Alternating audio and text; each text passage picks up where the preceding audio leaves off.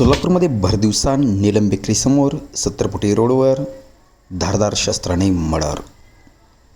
पूर्ववैमनस्यातून वराह पालनाच्या कारणावरून केला खून.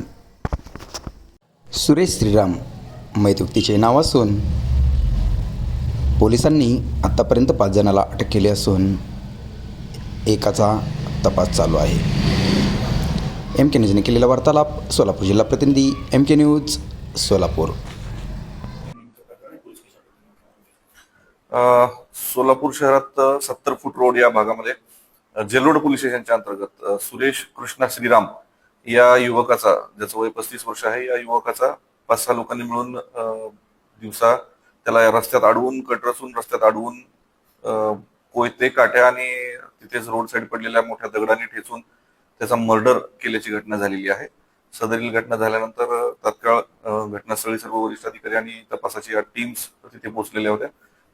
पोलीस स्टेशन जेलरोड यांच्या टीम आणि क्राईम ब्रांचच्या स्पेशल टीम आम्ही आरोपींसाठी रवाना केलेल्या होत्या. साधारण 1 तासाच्या आत 6 पैकी 5 आरोपी आपण अटक केलेले आहेत. 6व्या आरोपीसाठी टीम रवाना झालेली आहेत. तो पण लवकरच मिळेल. काय नेमका वाद होता? बरोबर. मयत आणि आरोपी यांच्यामध्ये इनिशियली वराह पालनावरून 2017 पासून काही वाद होते. 2017 मध्ये आरोपींचे काही वराह मयतांनी विष देऊन मारून टाकले होते, यापासून त्यांची भांडणं सुरू झालेली आहेत. आणि 2020 मध्ये त्यांच्यामध्ये मारामारीचा गुन्हा दाखल होता.